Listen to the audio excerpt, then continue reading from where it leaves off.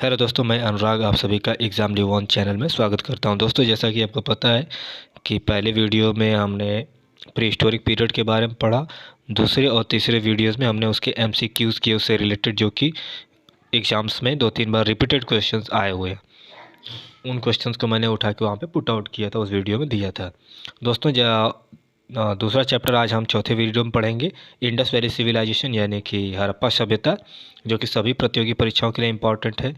RRC, railway group D, NTPC, CGL, CHSL, DRDO, MTS, UPSI, UP लेखपाल, UP BDO, सभी प्रतियोगी परीक्षाओं में इम्पॉर्टेंट है जहाँ पे हिस्ट्री आता है। और स्टार्ट करने से पहले मैं आपको कुछ बातें बता दूं, जैसे कि यदि आप हमारे चैनल पर नए हैं तो हमारे चैनल को सब्सक्राइब कर लीजिए, हमारे वीडियोस को लाइक करिए, पूरी वीडियोस को एंड तक देखिए, और अपने फैमिली, फ्रेंड, रिलेटिव्स और जो बच्चे गरीब हैं, जो कोचिंग अफोर्ड नहीं कर सकते, घर से बाहर नहीं निकल सकते, चाहे लड़कियां हो, औरतें हों, उनके पास हमारे वीडियोस को पहुंचाइए शेयर करके। और टेलीग्राम ग्रुप का लिंक जो है कि डिस्क्रिप्शन में दिया गया है, उसे भी आप जाके ज्वाइन कर लीजिए। और भी कोई कमेंट करना चाहते हैं, जैसे कि वीडियोस में आपको कोई चीज़ कमी दिखती है या फिर आपको कोई पार्ट अच्छा लगता है, तो आप हमें कमेंट करना बिल्कुल ना भूलिए। चलिए स्टार्ट करते हैं। हड़प्पा सभ्यता। हड़प्पा सभ्यता में हड़प्पा सभ्यता जो कि सबसे पुरानी सभ्यता है, जो भी हमने इसमें थ्योरी पढ़ाएंगे उस पर ध्यान से पढ़िएगा। ये प्रत्येक परीक्षाओं में पूछा जाता है और इससे 1-2 क्वेश्चंस जरूर बनेंगे। चलिए स्टार्ट करते हैं कि 1856 में ब्रिटिश इंडिया रेलवे लाइन बिछा रही थी। भारत में 1856 में ब्रिटिश इंडिया रेलवे लाइन बिछा रही थी रावी नदी के किनारे, जो कि इंडस नदी की शाखा है। यानी कि जब पहली बार रेलवे लाइन बिछाई जा रही थी भारत में, तो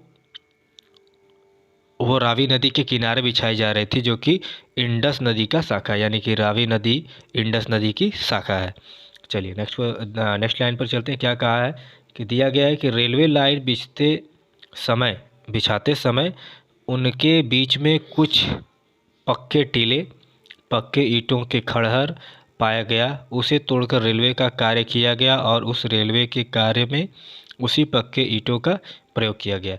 इसमें यह कहा गया है कि रेलवे लाइन बिछाते समय कुछ पक्के टीले पाए गए रास्ते में। जब रेलवे पटरी बिछाई जा रही थी उस समय पटरी बिछाते समय उनके बीच में कुछ पक्के टीले, खड़हर और पाए गए। उनके ईंटों को तोड़कर रेलवे की पटरियों में लगाया गया और उस ईंटों को प्रयोग में लाया गया।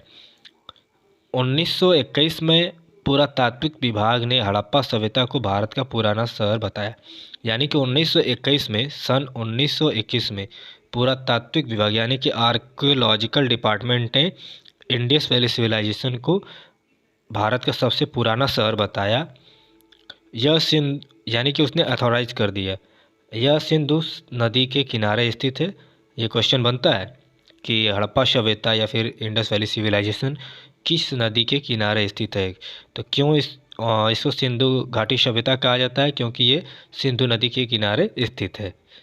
ठीक है। हड़प्पा सभ्यता में ग्रेट बाथ यानी कि स्नानागार मोहनजोदड़ो सिंध पाकिस्तान से मिला। यानी कि अगर ग्रेट स्नानागार की बात की जाए तो मोहनजोदड़ो एक जगह का नाम है और सिंध जगह का नाम है, और पाकिस्तान से मिला। यानी कि इन 3 जगहों पे ग्रेट स्नानागार पाया गया।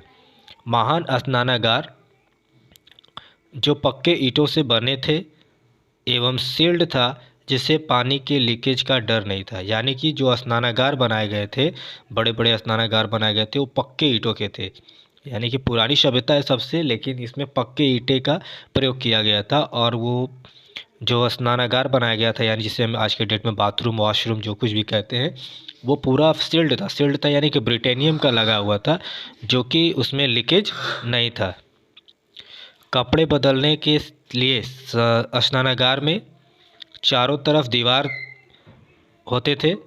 स्नानागार में पानी को कुएं से भरा जाता था और गंदा पानी नाली से बाहर निकाल दिया जाता था। कहने का मतलब ये है कि कपड़े बदलने के लिए स्नानागार के चारों तरफ दीवार होती थी। यानी कि पुराना सभ्यता चल रहा है, तो ऐसा लगता है कि वहाँ पे रहने के तौर तरीके नहीं मालूम होंगे, लेकिन वहाँ का जो कल्चर था वो वेल डेवलप्ड था। वेल डेवलप्ड कहने का मतलब ये है कि वो लोग एकदम सिटी लाइफ, क्योंकि कपड़े बदलने के लिए उन लोगों के पास घर होता था और चारों तरफ से दीवार होती थी। जैसे आज के समय में चारों तरफ दीवार होती है। स्नानागार में पानी को कुएं से भरा जाता था। स्नानागार जो था उनका बाथरूम जो था, वॉशरूम जो था, उसमें पानी कुएं से भरा जाता था और जो गंदा पानी निकलता यानी कि जो वेस्ट वाटर था उसको नाली से बाहर गिराया जाता था।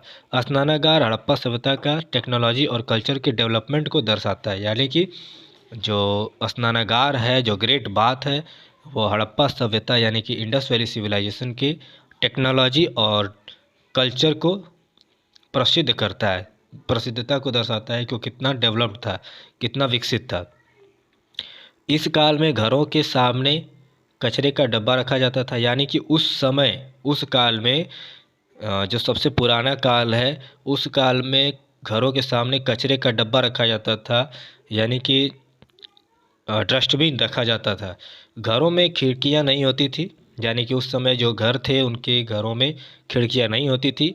हड़प्पा सभ्यता की प्रत्येक घरों में स्नानागार और कुआं मिलता था, यानी कि जितने भी हड़प्पा सभ्यता के समय के घर हैं, उस काल के जितने भी घर पाए गए, सभी घरों में ग्रेट बाथ यानी कि महान स्नानागार पाए गए और उन्हीं घरों में कुआं मिला, जिस कुएं से पानी भरा जाता था।